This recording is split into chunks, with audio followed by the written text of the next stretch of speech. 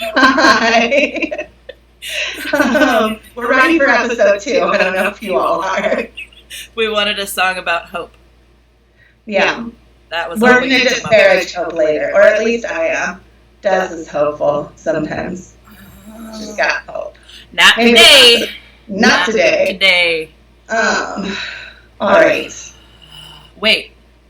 This episode is rated R. Yes. Do we know why? Bad language. Potty mouths. Bad words. Bad words. That was your reminder. Yes. Yeah, we're going to say bad words for sure. Especially me, probably, in the beef corner, or when we talk about hope. I mean, how long is Beef Corner going to last? It may be the whole thing. I mean, yeah, this podcast, if that's what it's called, is about beef. It turns out. It's true. Hi, Mom. Say hi, Mom. She says hi. Hi, Mom. It is about beef. Let's do like 20 minutes a segment if we can. Or we could do like 40 for beef and 10 for the other two. I don't fucking know. Yeah. So today we're going to talk about burnout, do the beef corner, also talk about hope, maybe 20 minutes a segment. We'll see how we do on that. So it's World Suicide Prevention Day. I think that's the official title. I think one of the things that's interesting to me on these kinds of like national whatever days is that my feelings about it get really, really complicated really fast. I think like I feel compelled to like honor and remember people that I've lost. I also feel like I have a lot of feelings about people I know who have like struggled and who have attempted suicide and who are still around. Like Des, I have like cute feelings about Des and other people like that. And I have cute feelings about you. Okay, apparently you have an echo again. I don't know what to do with you, child. I don't know. I got a microphone. What did we do about it before? Oh, we put on headphones. Balls. Balls. Let me see if I turn you way down. Okay. Let's see what they say now. Is this better? I mean, you always sounded fine to me, so I don't know what they're hearing. Yeah. But it seems like the echo would be on your side, right? If they're hearing it from I don't know. One would think your speaker again? It's hard for me to tell. Julie says it's slightly better. Okay. Crystal says no, but I'm not sure if that means no, it's not better. My mom says no, it's still echoing. All right. Well, eventually we will figure out this technology. We did a sound test. I don't know how to do this. All right, I'm going to put on the echo cancellation, and that is what made things go weird on my side before, so let's see. All right. Talk to us about how Jess sounds and how I sound, and you can keep telling us about your cute feelings about your friend. I'll keep talking about my cute feelings and my complicated feelings. I just have a lot of feelings in general, I guess. So yeah, I think we need to honor people we've lost, recognize people who have stuck around, who are maybe still struggling, people who are sort of in despair right now, all of that. And that's really hard. And I don't like the idea of that being sort of stuck or located on one day. It just feels like a whole lot of like pain to manage on one day too. Does have some beef with the day that it is, which we will get to in the beef corner. Yes. But what? Not beef corner yet. It's not beef corner yet. So how's the sound doing? You sound good. I'm waiting to hear how I sound because this is what screwed up my sound before. Okay. So keep talking. Okay. Do we want to keep talking about World Suicide Prevention Day, or do we want to come back to it? Talk about burnout? Burnout, yes. Well, yeah, I think those things are connected, right? Is that like, because we focus so much energy on particular things, burnout is kind of inevitable around these months for people who work in the field. But then there's also other stuff that leads to burnout, right? So maybe we can get to that. All right, go. Can people hear you? Yes, we look. It's good apparently. Great. Okay. Cool. So Burn. I think the big thing about burnout is that like we are all working, if you're working in this like suicide whatever field, I think in general the goal is like for people to have less experience of despair and more options. Yeah.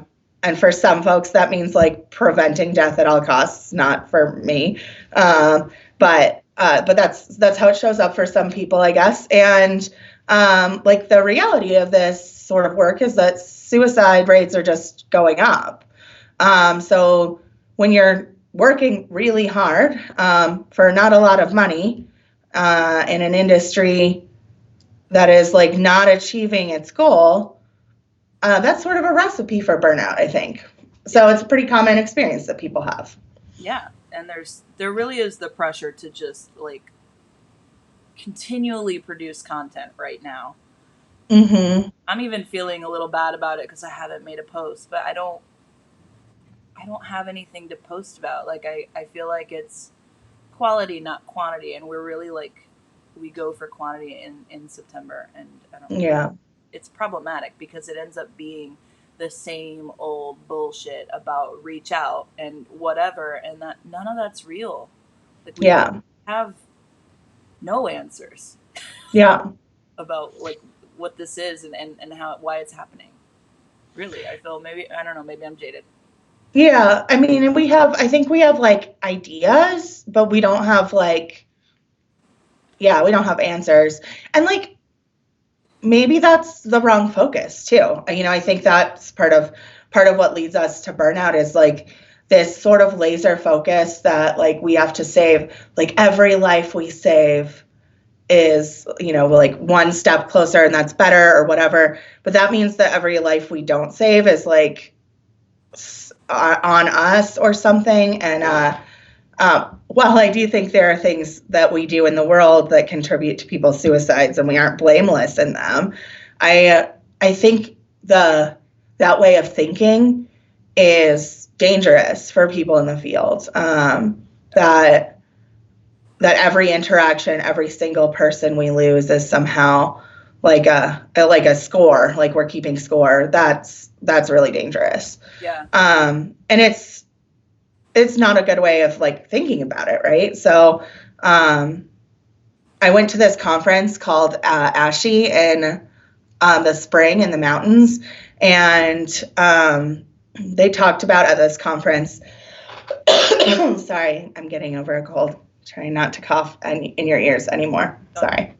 And one of the speakers there talked about to like work in these really difficult fields that we have to have this like transcendental belief. And I don't think that means like religious or spiritual necessarily, but like belief that the things we are doing matter and count and are important, even when things aren't like the whole world isn't changing.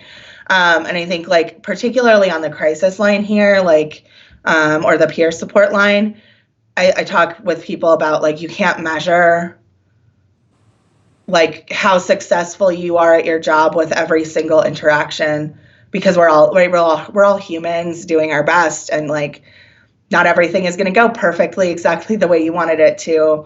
But I think in suicide work in general, we tend to think about, while we look at like massive numbers, we think about things in terms of single interactions a lot. Yeah.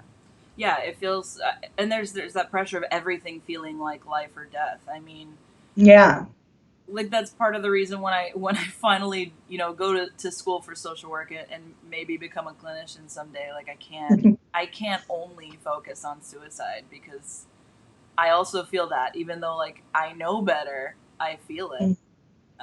So I'm like, let me work with infertiles. There's some hope there. I don't know. Oh. But Uh, I also like talking about this made me think about the people in the project who have died. And yeah. last week we've had 4 people who died, and the thing about every single one of them is they were in their late 40s, early 50s. I believe all of them had multiple attempts, but they had also done everything we're told to do. They had gotten treatment, various different kinds of treatment. They had support networks. 2 of them actually were in the field, um, and people are like, "Oh, that's so tragic," and it's like, yes, it is, but conversely, you have to think about the fact that these people. I know Natalie. She witnessed a murder, I believe, when she was like 7 or 8 years old. She lived until she was 51 with all of this trauma that kept building up. And when you think about it, it's like every day they woke up and got through it is a triumph. Like, Yeah. we can't just think about it in this black and white frame. Yeah. I don't know. Yeah, I think that's hard for people. I think that's particularly hard for those of us who are loss survivors because there's this part of us that just wants people to have still been here sometimes. Mm-hmm. I mean, I don't particularly feel that way. Like I miss people and I wish they were still here, I think, but I also like honor the choices that people who have died by suicide made because it's like hard. It's hard and living's not mandatory. But is suicide a choice? We talk about that a lot. Yeah. I mean, sort of, yes. Right. Like it's just like that kind of choice that people make when all the other options are failing. Right. Like if we don't give people any other good options, like of course they're going to kill themselves too. Yeah. And I think that's hard to talk about because people who are left behind feel like often like they were giving all of those other options to people. Yeah. Yeah. And like, if someone made that, like, why would someone make that choice? Like, they had to be crazy. They had to be out of their minds to Right. that place. Yeah. Because why would we? Yeah. And okay, so to tie some of this back to burnout, I think that no, it's okay. I think that's the point, right? We wander around talking about suicide. So to tie some of this back to burnout, I think it's like there's this part of suicidology or suicide like prevention, especially like sort of mainstream suicide prevention that has this illusion of like doing things to control people's behavior. Like if we just do all these right things and if they do all these right things, then people won't die. So then when people do die, it's like, oh, everything I've done was useless. And I don't think that even the people that we've lost would necessarily think that's true. I do think there are things that we do that are not particularly useful, but I don't think that that's true of everything, right? That I think there are lots of things that many of us do that help people. And that's important, is to honor the work, even when on the large scale, if we're looking at numbers or if we're measuring success based on like how many people die, it's not working. Yeah. Yeah, I had a thought and I lost it. So that's good. One of the like sort of notes that I made when I was thinking about burnout is that when you sort of become or start talking about become like a public figure or whatever in suicide, or you start talking about suicide publicly, there's this sort of shift that happens where sort of everyone you know comes to you with every crisis of everyone they know. And it can feel like you become like personally responsible for every crisis of every friend, of every person you've ever met. And I think everyone's doing that coming from a really great place. of wanting to connect someone to someone who understands and can help them. And I think that people do that because they've heard of other things not working, right? Or they've tried other things and they don't work. But that like intensity of pressure on people to be like the only one that can help certain people is really, really overwhelming, I think. And that I think that feeling kind of mirrors some of the other stuff we were talking about. Yeah, I mean, there aren't enough of us. So right. Got the few of us who are doing this, and then there's that pile on. I mean, I get messages like that all the time, and I just have to be like, I'm not a crisis person. Like, yeah, I know what to do, but if I help in every crisis, then I can't do the work of live through this, because that, like, as much as I love it, can be really fucking heavy. Yeah. So it's like I have to choose one, and I'm not a crisis person, and that's had to be the boundary that I've had to set in like 90% of the cases, you know. Yeah. And it feels and like we can't be available all the time either. Yeah. Yeah. It doesn't feel good. Yeah. No matter how you look at it. Yeah. It's really complicated. And I think part of what happens is like the kinds of messages I get are often about like people who are concerned about forced treatment and all these things that I am really, really passionate about, right? Like I really, really care about people not being forced into any kind of like mental health experience they don't want with the system. And I can't respond to everyone. And there's like, so it's not just that there's like not enough options for people in general. There's not enough options that don't have this like underlying threat of coercion either. Yeah. So I think that's part of why people go to like other suicide attempt survivors, because I think they feel like we're not going to do the things to them that have harmed them in other places or things they've heard about that harm people. And that's not true for all of us either, right? There are lots of people I know who are suicide attempt survivors that would call 911, things like that. I mean, that's based on a Facebook message. That's what we're told to do, is call 911. I have called 911 on people because like I lived across the country and I reached out to their people and there was like nothing else to do. But it, like, people don't realize that it has to be the last thing you do. And I was just looking at something I'm actually going to be involved in soon. And the person said, like, if you're in crisis, call 911. That was the first thing they said. And I was like, oh God, no, don't call 911 first. Call 911 last. Right. For 1 million reasons. We have a question. Okay. Hudson would like to know, it doesn't look like the question is showing up, just his face. Okay. He wants to know, how often do people reach out to you to check on you, and how do you handle it? Oh, to check on me? Mostly people have stopped doing that. I feel like we're constantly checking on each other. Like, oh, like you and me? Well, like, or like we have several group threads going at any given time. Yeah. So I think you and I are in 3 or 4 different ones. Yeah. Yeah. And it seems like they've been going for a long time, and it seems like if anything's wrong, like we could just pop it in there. Like maybe people don't check on us necessarily, but yeah, if we're having an issue, we say it. Like, you're always texting about the thing you're crying about today. Oh yeah. I mean, yeah. I think people have mostly stopped being like concerned about me for the most part, unless they're like strangers.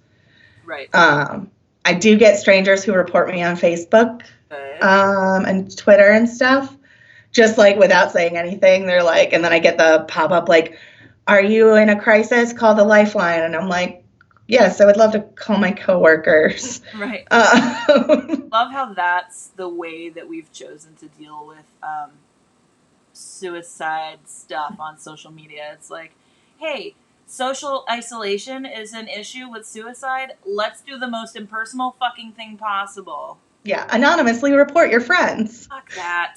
Fuck it. Ooh, is it time for Beef Corner? Mm-hmm. I think it is. Hold on. Oh. Beef corner.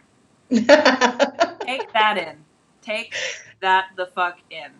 Yes. If you guys don't know what that is, you need to Google Doja Cat moo. Yeah. I showed this to Des while I was living on her couch for a little bit. I will never be the same. Yeah, it's really good. Okay. Beef corner. Here's my first beef. My family is in town in Colorado for the weekend, and we went up to the mountains, and it was awesome, except that 10-ish years ago, I was in forced hospitalization and trying to get away from a guy who was doing creepy things to me while I was in restraints, and I ripped my hip out of the socket, and he popped it back in, not kindly, and so my hip is all screwy, and it causes like back problems and stuff too, because like all that stuff is connected. So instead of having this like wonderful like vacation where we like wandered around and saw this big wooden troll in the forest, because that's a thing, in Breckenridge, I was like laying around in like pretty significant pain. I'm still like sitting is hard even still. And that fucking sucks. And it makes me really mad. And every time I wake up with pain, I have to think about that like bullshit. That was like supposed to be treatment. Right. Yeah. That's one of my beefs. That was supposed to be help. Yes. What is my beef? My beefs are with suicide fucking prevention. Like, concept, the field. The off today at suicide prevention on World Suicide Prevention Day. Yeah. We want to start with the day. Yeah, start with the day. Okay, like why the fuck is World Suicide Prevention Day the day before 9/11? Like, can we put enough traumatic bullshit into 1 week, guys? What? I don't know. And they picked it after, right? Yes. When I was talking to you about it, I was like, oh, I bet this day was established before 9/11 and I'm just being an asshole. And then I was like, Google. No. World Suicide Prevention Day was established in 2003. So we just thought this was a great time to do that. Yeah. I mean, maybe New York is not the center of the universe for everybody, but the things that came of 9/11, I would say pretty uniformly affected everybody. You can't go to a fucking airport without getting groped or x-rayed, and that's all because of 9/11. So we've got 1 day for suicide and then 1 day for this other awful thing, and it's like, okay, what do we rest on the next day? Like, is it Sunday? What's the fucking deal? Yeah, and like September 11th had international ramifications, not just here in the U.S., like all over the place. So interesting choice, for sure. I think the other interesting choice is like, what is today? Like World Suicide Prevention Day. What does that mean? Like nobody gets to die today?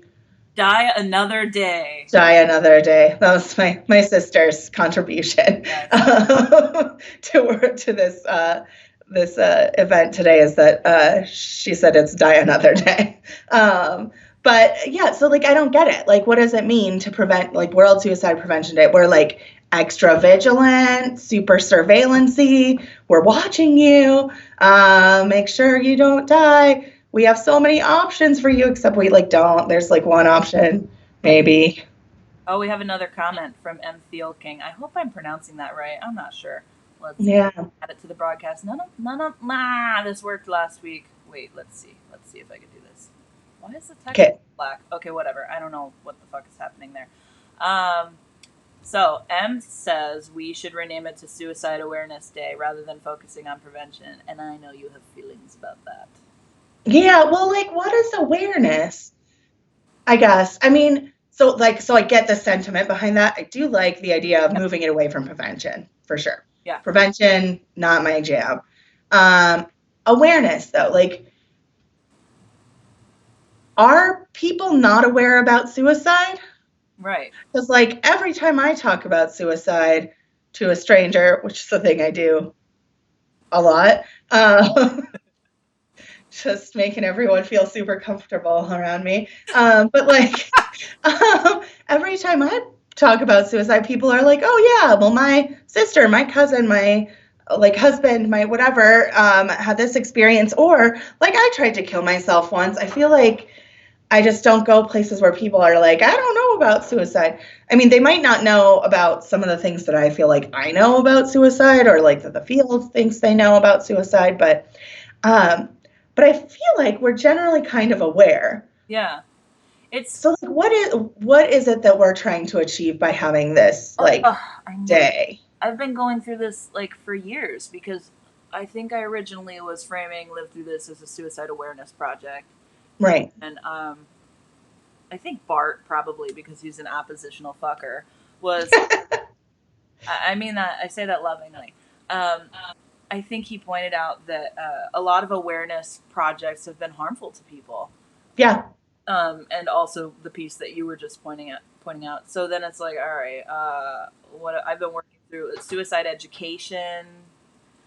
It's like I said, I'm a suicide education advocate. What the fuck does that mean? Also, and I got to the point where I just say like I do suicidology.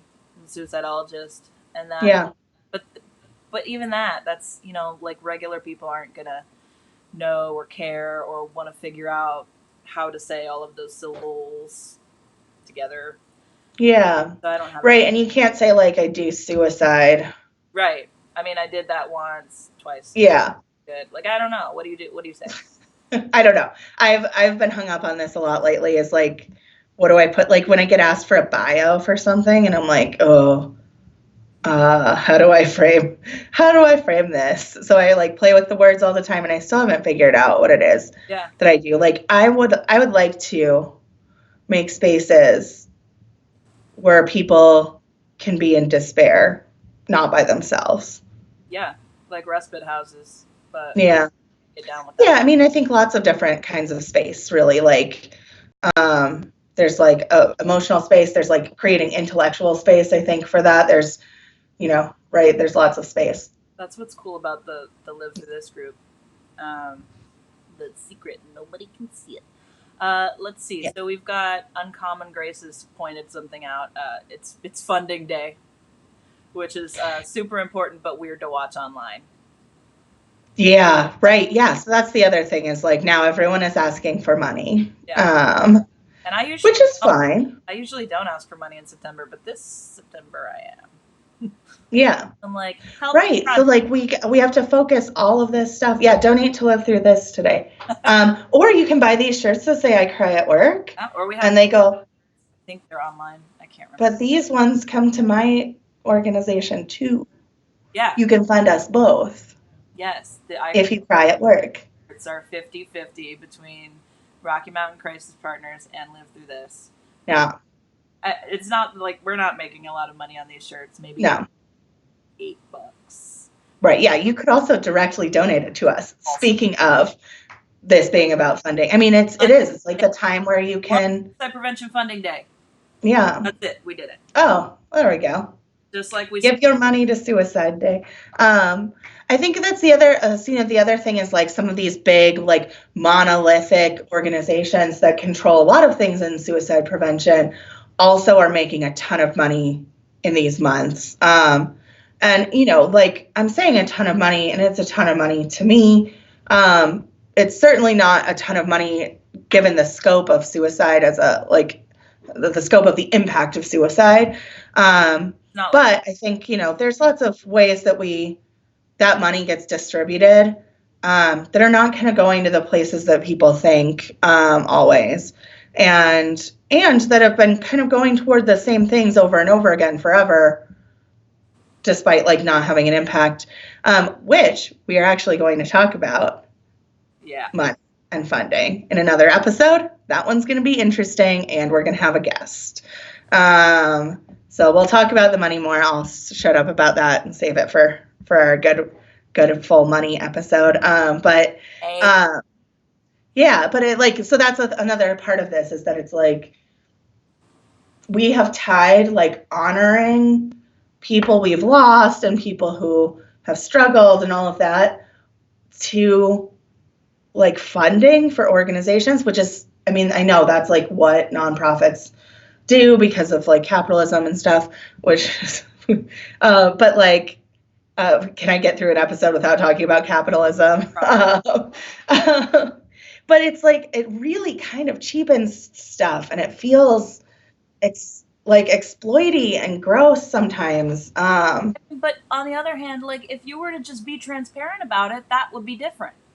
Right, exactly. Yeah. Yeah. Right. So it's just, yeah, it's like this really weird month, and all of it culminates on a day when we're like asking for money to fund work, and some of the work is really, really good that you can fund, but you could fund it any day of the year and really should. Yeah. But it all gets like sort of caught up so it's just like, if you go online on your like news feed of any, or your feed or whatever social media you're into, it's just like all the ribbons and like, here's faces of people who have died, and here's stories and like pain, pain, pain. Please give us money. And I think it's like hard to be on the internet. It's hard to like work in the field on this day and this month, really. Well, the tiniest doll in the suicide prevention nesting doll. Yes. Or is it the? Yeah. I don't know. It's the core doll. Yeah, the most intense one. Yeah. Like, it's small, but it's angry and aggressive. Small but mighty. Yeah, very mighty. Yeah. So yeah, I think that's like, this month is hard, and this day is hard. So we thought we would add to it by bringing our beefs about suicide to you on this day. Hey, and we even asked for money, so there we go. Part of it. Yep. Yeah. My other beef, if we're going by our timeline, we've got 8 minutes for beef. 8 minutes for beefs. It's still. What's your other beef? Beef corner. Yep, still there. Still on beef corner. I'm having a lot of fun with this software. My other beef. Let me get my notes out. My other beef. The guy who died, the guy who ran counseling at UPenn yesterday, Dr. Fields, and I'm just like, someone shared it with me, and at first I was like, like, that's all I had, just yeah. And the more I've thought about it, the more like sad I got. Yeah. Because there's, he was a professional in the field. We're all professionals. He had letters that were attached to some, whatever. But there's this notion of suicide being attached to mental illness, and we've got clinicians and academics are immune to that, because you can't do this work if you're also affected by it. Like, right. Why would that make any sense? Why did any of us get into this field at all? So you can't do the work if you're affected by it. That's bullshit. I don't know. So people who are professionals keep their mouths shut. Like, I cannot tell you how many emails I've sent to the listserv where, I say something that people think is inflammatory, and it's probably not. And then I get an email from somebody being like, oh, I feel this, but I can't say it at work because it'll threaten my job or something, so then they're ostracized, and then things like this happen, and we're all wringing our hands wondering why. Right. Like, oh, why did that happen? Blah, blah, blah, blah, blah. And then we never address the reasons behind it, because that would mean we had to admit that the person was fucking crazy. Yeah, right. Just more like normal, like shit hurts. I don't know. Yeah. And so I learned about his death. I saw that he came to Penn from Cornell, and I remember there were like 10 jumping suicides from students several years ago. And I was like, I wonder if he was there when that happened. And then, of course, I did my late night Googling, and I found out that he was, in fact, there. And so he experienced all of that, and who knows how directly he experienced it. And then he died the same way. And I'm not talking about contagion here. I don't pretty much I don't ever want to talk about contagion unless I'm like yelling about it. So Yeah, never interested in that. let's not think that. But I was thinking about like how traumatized he must have been by all of that. Yeah. Talking about it, like being the voice, the one who has to give the quotes, possibly seeing it. And then he carried that around forever. And like, who knows if he processed it or if he was able to, because you can't talk about this shit if you're a professional. Right. And then we lose him. And then the whole field is rocked by it. We're surprised by it. Yeah. Why? But if this were to happen to a lived experience advocate, it's totally different because we were always crazy. So that's not right. That there's the how could this have happened piece is missing. Yeah. So either way, you've got like people who probably had a ton of supports in place, like of the obvious supports, I guess. And I get it's scary, and it's probably especially scary for people who don't work in the field and who are just paying attention and going, oh fuck, like if they had all the resources, then what about me? And that gets into a conversation about access and all of that and blah blah blah. I don't know. This field eats itself. We're cannibals. That's all. Yeah. That's my beef. Yeah. Yeah, I think that like that tension between like if you're a like professional in the field, not a lived experience person, although I don't know a lot of professionals who don't have some kind of lived experience, but that's a separate discussion.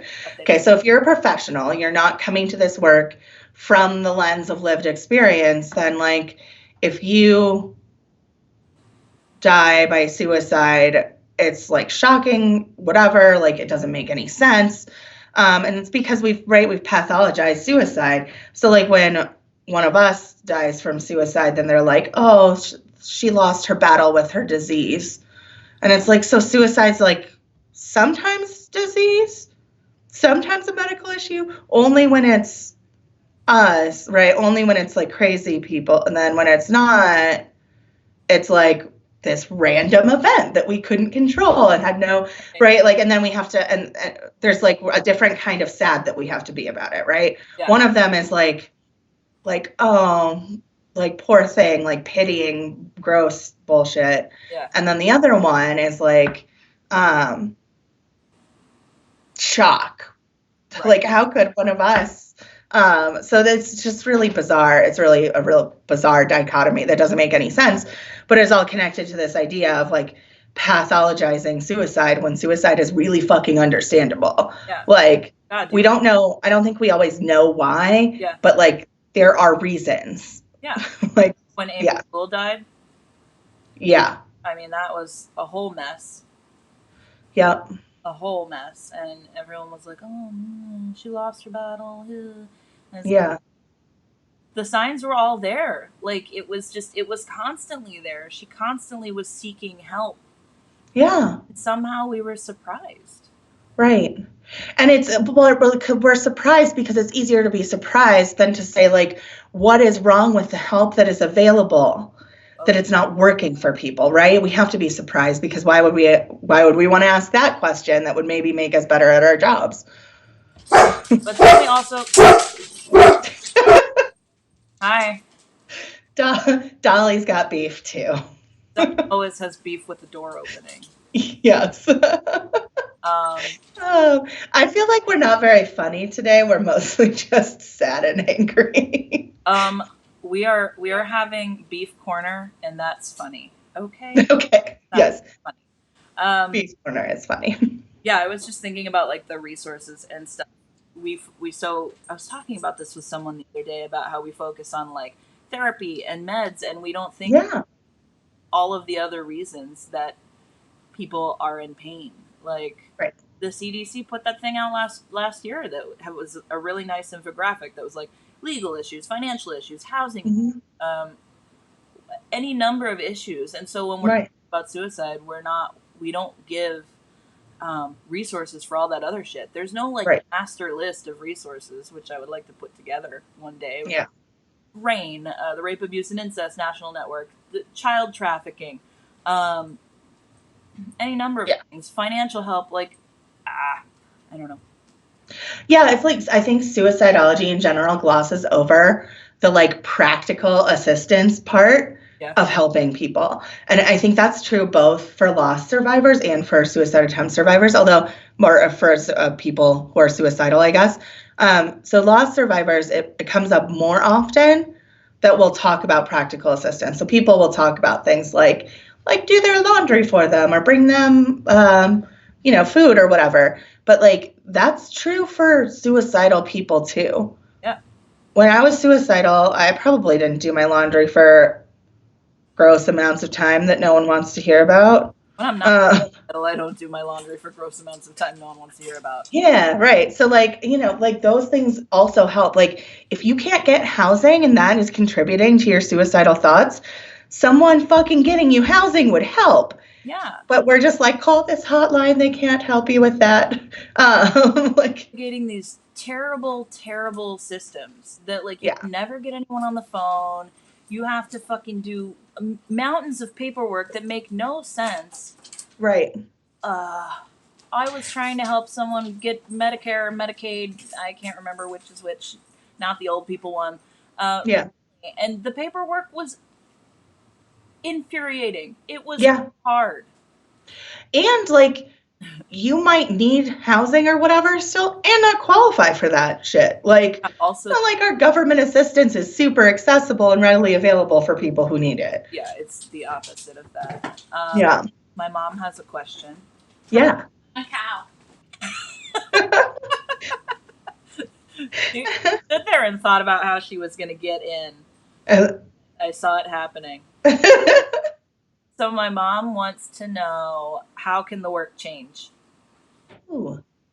Yeah. I don't know. I think there's some stuff that I would do to start. Some starting off places is first, like looking at suicide from more perspectives than just psychological perspectives.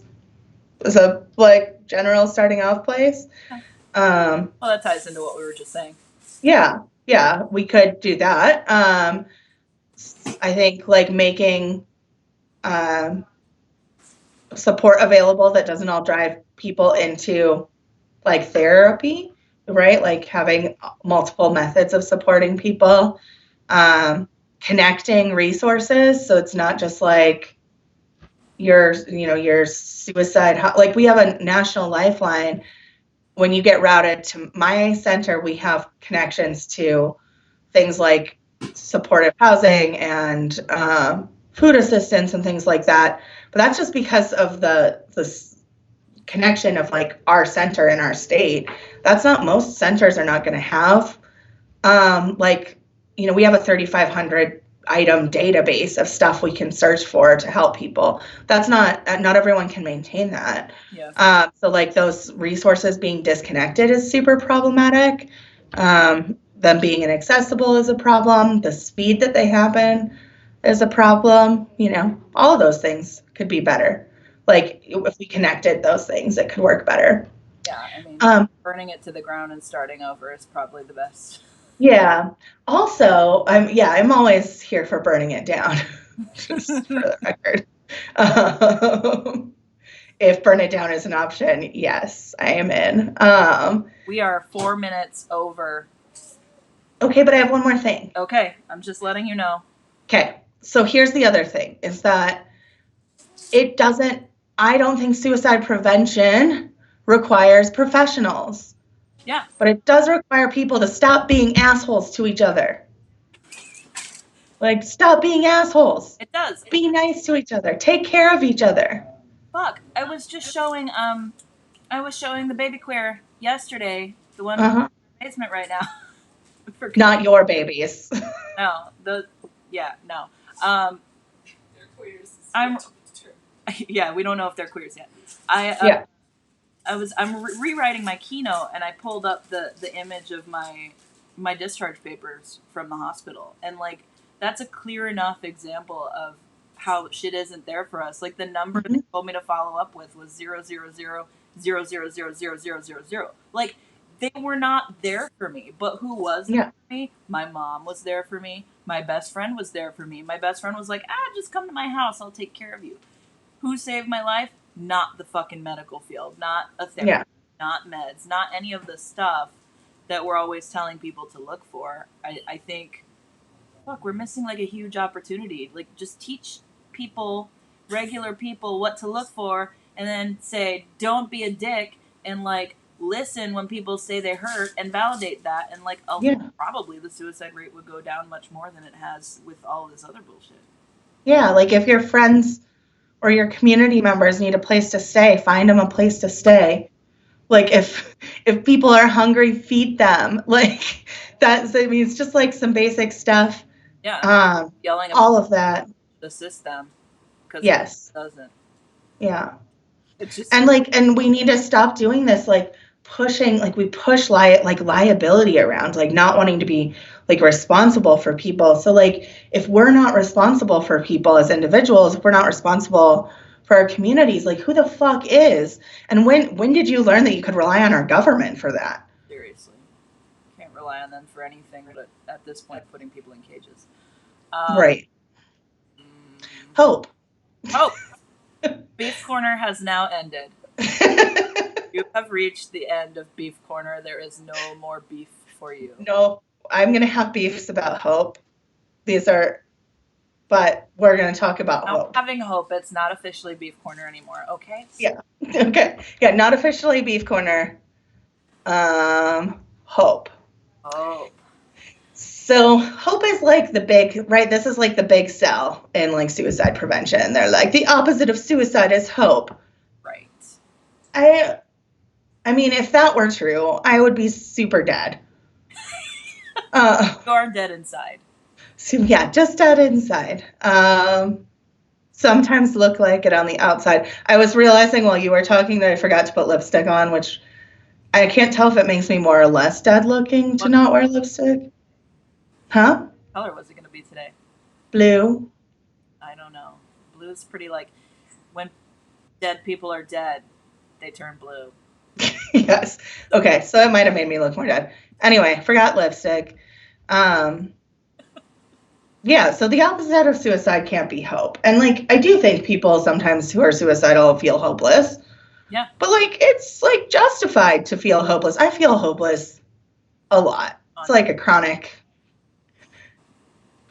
thing for me, is feeling hopeless. So fortunately for all of you, I have read research, and there is a researcher who has studied what hope is. There's more than one. There's a measurement scale for hope. I think that's fuckery, but we'll ignore that. But because psychometrics in general are full of shit. I don't think they have to be, but they generally are really bad at measuring the things they purport to measure. But this dude Snyder, he studied hope, and he says that hope is agency plus pathways. So what that means is that agency would be the ability to make choices and to have self-determination. Pathways would be basically options for how to get through something. Yep.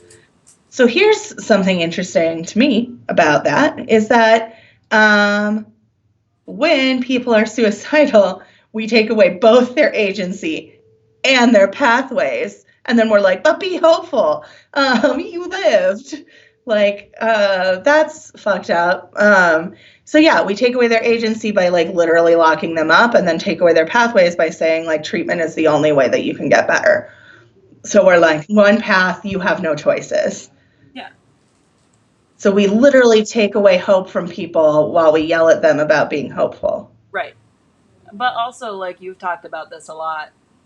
Your version of hope is very different from this shiny, happy version of hope that we sell to the public. Because, like, I get it. We want to feel good. We want to feel nice. We want to have our little happy tears, our little, like, so much better tears. It's why we have people out there who share their miracle stories with... I'm not going to talk about that thing.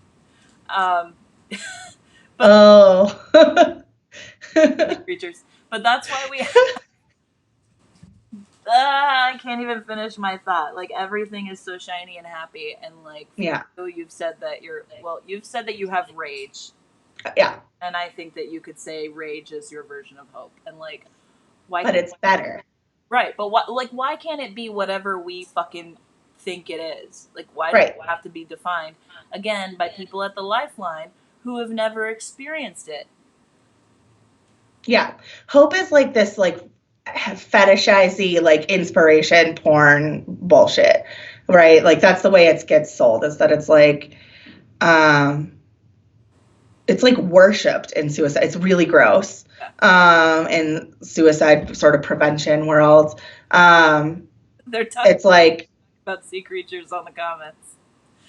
Ooh, I do not know the difference between a seal and a sea lion, just for the record.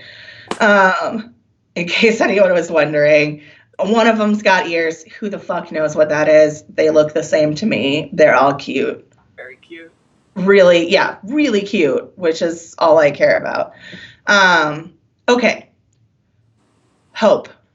I feel like this hope thing is just putting people on a pedestal, right? It's like, oh, you've survived and now you're like hopeful and now you have to like, we can like worship you. We put you up on this pedestal. But the thing is, like, that pedestal is in a fucking hole because we're not giving people anything at all to help them remain hopeful, except for the idea that like you made it, like you lived. Good job. You survived. You've like failed at attempting suicide. You're not allowed to say that. Don't say that, I guess. We're not allowed to say that. People have said those exact words to me when I interview them. Right. Yeah. Like, I can't even do this right. And then we're like, no, but you lived. Hooray. You should be so hopeful. And a lot of people pissed off. Right. And then it's like you're the gold star recovery person, right? Like, and I want to be clear that this does not just happen in suicidology. This happens in like the recovery movement as well, particularly if you're like a white, blonde, thin woman who was just like ravaged by pills, that they ruined her life. And then she attempted suicide and realized she needed to get off medications to be okay, which is like, so that's like a common recovery narrative within that movement. And it's also bullshit. It's also fuckery. What? I would like to keep my inside, please. Don't make me laugh. Keep what on the inside? No. I couldn't hear you because I was raging too hard. Fine, keep raging. I'm sorry. Oh, okay. Yeah, so recovery narratives are some bullshit. Not that I'm saying people don't have like narratives about recovery. Like they probably do. I guess like theoretically I do too.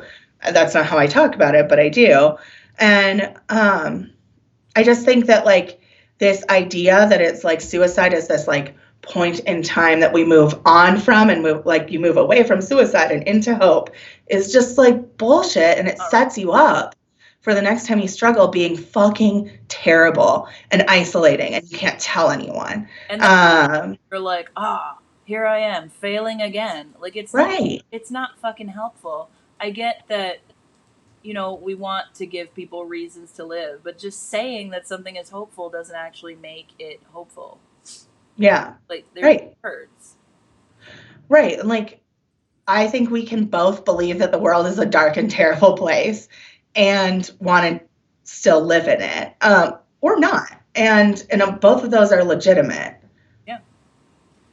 Yeah. I don't know. Like when I ask people if suicide's still an option, they almost always say yes. And like, what the fuck is that about? That means that these stories of hope aren't working. And to me, like, honestly, knowing that it's still an option for a lot of people, I think is hopeful. Like, totally still there, because it kind of normalizes this idea of like, oh, the world is really fucked up to live in, and other people feel that too, and other people feel it and have gotten through it, even if it changes next week, like, that's okay. That means that maybe we can keep getting through it if we want to. And I think, like, for me, like, suicide being on the table is important because it makes situations that feel like I have no agency or pathways have agency and pathways. Right. So, like, do a thing. Right. Yeah. Because there are, like, situations for me that are like I consider unlivable. And suicide makes that possible for me, that I have an option in those situations. That's important to me. And I'm not like suicidal, right? I don't want to die today. I mean, I do some days, but like not today. And because we're going to die another day. That's something we should talk about, like the spectrum of suicidal thoughts. And there's that should be a different episode. Let's remember that down. Yeah. We have 5 minutes left. Are we still going on hope, or do we have some sort of final thoughts, wrap up? I don't wrap up very well. I just kind of say things until it's over. But maybe we should learn how to wrap up an episode someday in the future. Do we have any other questions we should People are still talking about seals. Let's see. Kim Bryan wants to know, what about when the source of your suicidal thoughts is something that will never change? How are you supposed to have hope then? I think that's a wonderful question. That's a great question. I don't think you have to have hope. So there's that. I think we can choose. I think we can make choices to live or not. Yeah. In all of those situations. And like, I think this, like many of the sources of my distress are never going anywhere. Like, or not in my lifetime, like the patriarchy, for example. For example. Yeah. Like that stuff's not going away. And so I have to make decisions about like, how do I survive this? Right. And is that worth it? And there are days when those things are worth it and days when it's not. And when it's not, I have also done a really good job of surrounding myself with people or having those people on my speed dial, proverbial speed dial, because I don't think I have speed dial. I mean, maybe. I don't know. Yeah, I got a cell phone. But like, yeah, I have people there who can like make those days when it feels unlivable feel more livable. Yeah. Or like even just like help me get through them, whether they feel more livable or not. Yeah. And then we have Amanda Nadler wants to know how you feel about the idea of holding hope for someone when they don't have it. Yeah, I mean, so that's something like people talk about here at my work. I think particularly on the peer line. I think it can be helpful to say, like, it can be helpful to hear that someone else like believes that the pain that we are in this moment is not something we're signed up for the rest of our lives. And that they're going to be there with us to support us until we get to that place. Right. But I don't know. It feels like when somebody says they're praying for me, it's like, I can't feel that. I'm glad you can, but I can't. Yeah. Yeah, I think as long as it's communicated in ways where it's not like an expectation or obligation for the person to feel hopeful at some point in the future. Right. I think that it can be okay. It's just, a lot of that stuff depends a ton on context. I mean, all of this does, really. Right. Yeah. Let's see. Hudson says he keeps a notepad on his phone of pick-me-ups, screen caps, and things people have said to him for hope. I don't know. I don't know. I don't know if I have hope. I'm not sure. I mean, I'm sure I do. Are you sure? Make me really happy, so I guess they count as hope. Yeah. I just don't. I don't know. Blech. Anything that sounds like live, laugh, love, I'm not down with. So yeah, same. Like, get out of here with your hope. Yep. Yeah. So to recap the episode, we have beefs. Yes. Burnout is shitty, and it's because of dumb expectations that we have within our field, and hope is bullshit. So this was a sad one. It turns out we were real downers today. Sad. A good recap. It was sad. I'm gonna put some stuff on the screen. Let me move it. Let me move it to a place people So I don't know, like, we should have more of our information and ways to find us on here at the end. Sure. So I just put through this URL, my Twitter and your Twitter. Yeah. Get in touch with us. We would love to talk with you about suicide. I mean, and stuff. Like, yeah. Fingering fruit is what I did on a social work thread yesterday. Sexy. Yeah, find us. Donate to Live Through This on this World Suicide Day, and donate to Rocky Mountain Crisis Partners on World Suicide Funding Day, because we need it. And also, like, take care of yourselves during this month. That's really fucking stupid. Yeah, like run from your job if you work in the suicide field for just run away. Yeah, to like give yourself space to like not be doing the fundraising and all that, you know. Yeah, I've had to do that. Yeah. It's not fun. All right. So next time, money, right? Yes, on the 24th, right? Sure. Yes, I believe it's the evening of September 24th, 9 p.m. Eastern, 7 p.m. Mountain. We're going to have Chris Maxwell, who works for the American Association of Suicidology. And but he's not going to be representing them. No, because unofficially he does like 1 million other things. Right. And we've both done a lot of work with him. Yeah. And we're going to talk about following the money. Yes. I'm not good at that. I am real excited to talk about money and suicide. Good. I'll be mostly listening to you guys. Yes. Very excited. Chris will be there. A silent third partner who is not silent. No. And next time, are we going to have a prize next time? Oh, yeah. We were going to have a giveaway. Prize for today was going to be a week's worth of your tears. Yes. Right. How do people win it? I don't know yet. If you share this on your page the most times. How are we going to divvy up your tears? Are we going to put them in the tiny jars?